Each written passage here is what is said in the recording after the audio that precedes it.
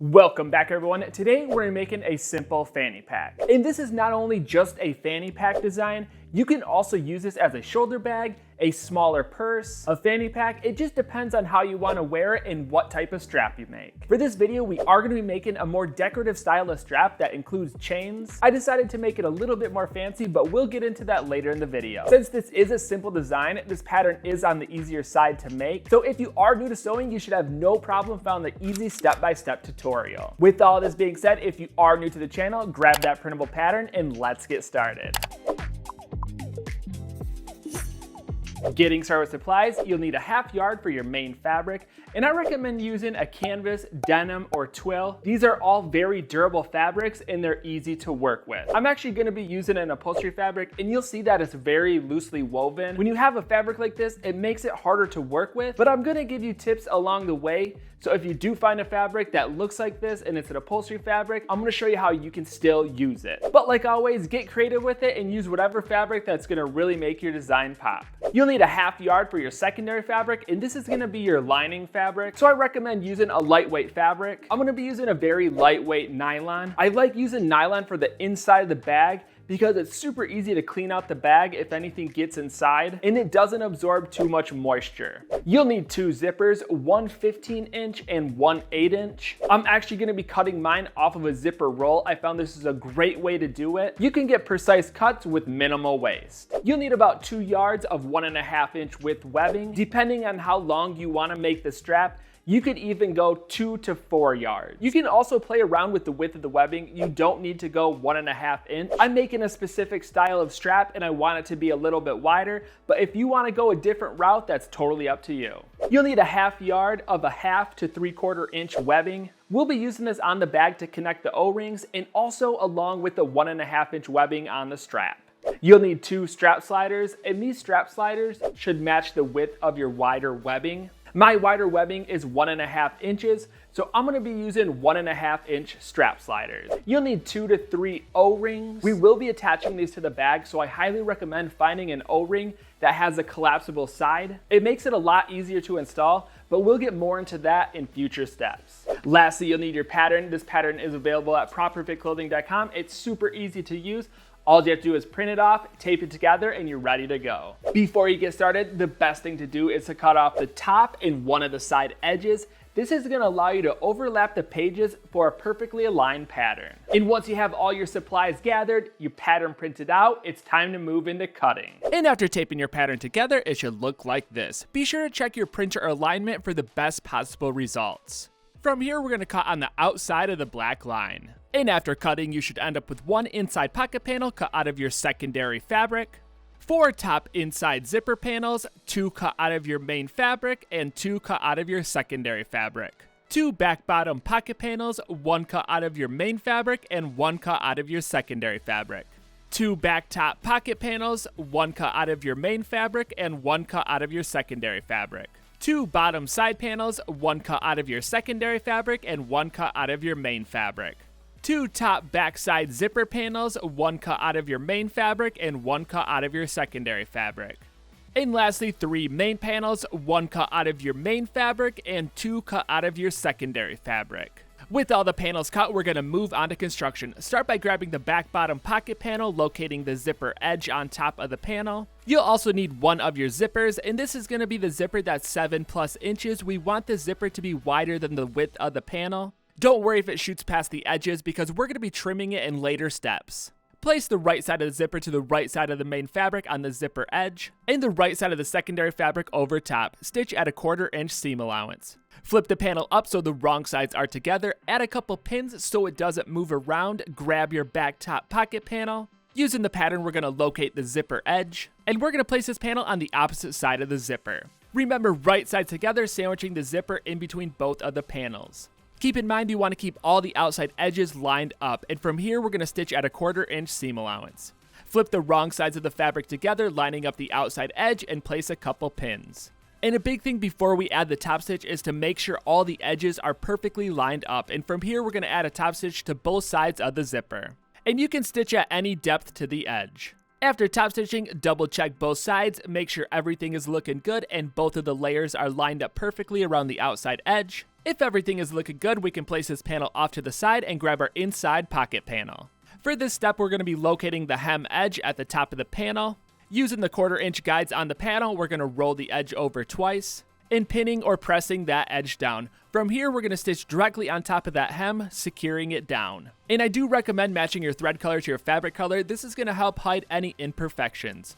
From here, we can place this panel off to the side and grab our main panels. For this step, we only need one of our secondary panels, and going along with that, we need our complete back assembly. Place the wrong side on top of the secondary fabric of the assembly, grab our inside pocket panel. Place the pocket panel on top of the main panel, lining up the bottom edges. With the 3 layers stacked, we're going to line up the outside edges, place a couple pins so nothing moves around, and stitch as close as we can to the outside edge. We're going to be using a zigzag stitch. This is going to help prevent fraying and keep all these layers together. This step is not mandatory, but it's going to really help in later steps when we start adding all these panels together. From here, we're going to grab 2 3-inch strips of our 3/4 inch webbing. Feel free to use other things than webbing. We're going to be using these as loops. Fold them in half, line them up with the edge, place them under the zipper, and add a tack stitch. And be sure to stitch as close as you can to the outside edge. These are going to be the loops our strap attaches to. I'm using O-rings that have a collapsible opening. This way I can add them after I stitch on the webbing. And I highly recommend finding O-rings with this ability. For now, we're going to take the O-rings off, place them off to the side along with our assembly, and grab our top backside zipper panel. Just like in previous steps, we're going to locate the zipper edge on our pattern. Grab your second zipper, and this should be the larger zipper. Place the right side of the zipper to the right side of the main fabric and the secondary fabric over top, sandwiching the zipper in between, stitch at a 1/4 inch seam allowance. Flip the wrong sides of the panel together, add a couple pins. Spin the zipper to the opposite side, grab your top inside zipper panels. Locate the zipper edge, and this is the edge that is longer without a curve. We're going to sandwich these panels just like we did in the previous step in between the zipper and line them up exactly with the outside edge of the back panel. You really want to make sure the outside edges of the backside panel and this inside panel are lined up perfectly, and from here we're going to stitch at a 1/4 inch seam allowance. After top stitching, we're going to flip the wrong sides together, add a couple pins lining up the outside edges, and from here add a top stitch. Top stitch the entire backside panel, and for the inside panels, we're only going to top stitch the panels and not the zipper. After finishing off the top stitch, we're going to move this panel up and grab our bottom side panel. Using the pattern, we're going to locate the back edge. This is going to be the edge that lines up with the back side panel. Starting with the main fabric, we're going to place the right sides together, lining up the outside edges and making sure the back edges are lined up. Place the secondary fabric on the opposite side with right sides together and stitch at a 1/4 inch seam allowance. After stitching, we're going to do the same thing for the opposite side. Grab the main fabric, line it up with the outside edge on the opposite side, line up the secondary fabric, and stitch at a 1/4 inch seam allowance. With both sides stitched down, we can snip the zipper ends flush with the seam allowance. Flip the right sides out, locate both of the side seams at the ends of each zipper. We're going to add a top stitch directly on top of the seam allowance. So pull both of the layers down as far as you can, lining them up with the bottom edge of the zipper, and add your top stitch. Repeat this process for the opposite side. After finishing up the stitch, we're going to double check all the way around the outside edge, make sure all of the layers are looking nice and the top stitch is looking good. And as you can see, both of these layers kind of flap around as you're working with it. So I'm going to add a zigzag stitch all the way around the outside edge as close as I can to that edge. And I'm going to do this for both sides of the side panel assembly. And as you can see, it pulls both of those layers together, and it's also going to help prevent fraying. And this step is optional. It's just something I like to do to clean up the edges before I move on to the next step. From here, we can place this panel off to the side and grab our main panels. And we're actually going to be doing the same thing we just did. Place the wrong sides together, lining up the outside edge, and add your zigzag stitch. And if you want an alternative method to the zigzag stitch, I recommend serging. Using a serger will really clean up the outside edges. With the main panels stitched together, we're going to be using them in the next step, so grab your side panel assembly along with those main panels. And what we're going to be doing is sewing that main panel to the side panel assembly, so locate the edge on the side panel that has the top inside zipper panels, flip the wrong sides out, and place the main panel directly on top with the right sides together, lining up the top centers, the side centers. Before you start stitching, I highly recommend placing a few pins, and at this point you can stitch all the way around the outside edge at a 1/4 inch seam allowance. This step you really need to take your time and work around the edge, work around those corners. It's very easy for the main panel to become unaligned with the side panel assembly, or one of them all of a sudden becomes too long because you cut the corner too tight. It's always difficult when you're sewing a loop, so I highly recommend taking your time and de-thread and try it a few times to really perfect it and get that looking nice. But next we're going to grab the complete back panel assembly and do the same thing on the opposite side.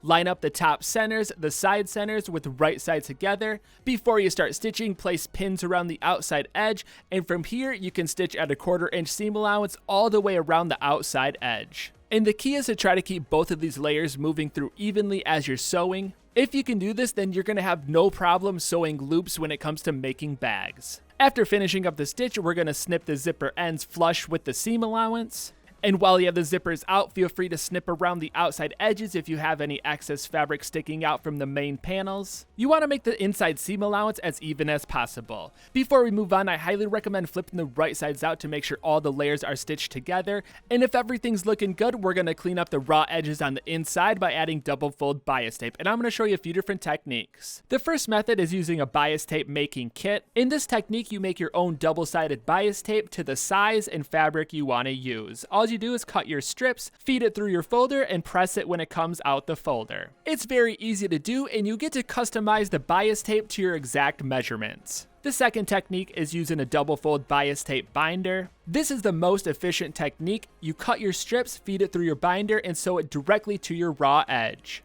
And the last technique is using pre-made double fold bias tape.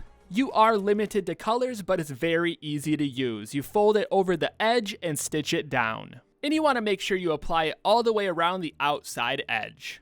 I'm going to be using the double fold bias tape attachment. If you plan on making a lot of bags, I highly recommend looking into this. It gives the nicest end product and cuts down production time. But any of these methods work great, so find one that works for you. With our bias tape on, the outside edges are looking super nice, the raw edges are cleaned up, and from here we're going to flip the right sides out. At this point, the actual bag is complete. I like to check it over one more time. If everything is looking good, we can place this panel off to the side and grab our 1.5 inch webbing strips. These strips can be adjusted, but one of our strips is 48 inches and one is 7 inches. Grab your 2 strap sliders, place your 7-inch strap off to the side. Feed the 48-inch strip through one slider, slide the slider down about 1 foot to 1.5 feet. Grab the second slider and feed the webbing through just one opening on the slider. Next, we're going to feed that webbing end through our first slider, so pull some slack out the slider and feed that webbing end through the outside opening back down through the inside opening. This can get a little confusing, but essentially you're just trying to pull the webbing around that middle bar. Once the webbing end is around, you're going to want to give yourself a little more slack so you have some room to work with on the inside of that loop. When you have enough room to work with, we're going to roll the webbing end over once and stitch it directly back to itself on the opposite side. Do a nice tack stitch to really secure it down. If done correctly, you should be able to slide the middle slider back and forth to adjust the length of the strap. Next, we're going to move over to the open side of our second slider, grab our 7-inch webbing strap, feed the end through the opening, roll the webbing over once, and add a tack stitch. Webbing can be pretty thick, so just take your time as you're stitching through it. Normally, you could just stitch this straight to a bag, but from here, we're actually going to be folding these ends over to make a triangle tip. It's really hard to get a pin in there to secure it down, so I highly recommend folding it as you sew it, and we're going to do this for both ends of our webbing. The main goal is to clean up those bottom ends so we can add another strip of webbing. 2 7 to 8 inch strips from your 3/4 inch webbing. Fold the outside ends in 1/2 inch and then fold the entire strip in half. Place the folded strip directly over the ends of our strap. Line the webbing up in the center of the 1.5 inch webbing and tack stitch it down. Repeat this process for the opposite webbing end. And essentially what we did is create a webbing loop at the end of that 1.5 inch webbing strap. We're going to use one of the loops to attach our O-ring, and this is going to be on the side that had our 7-inch webbing strip.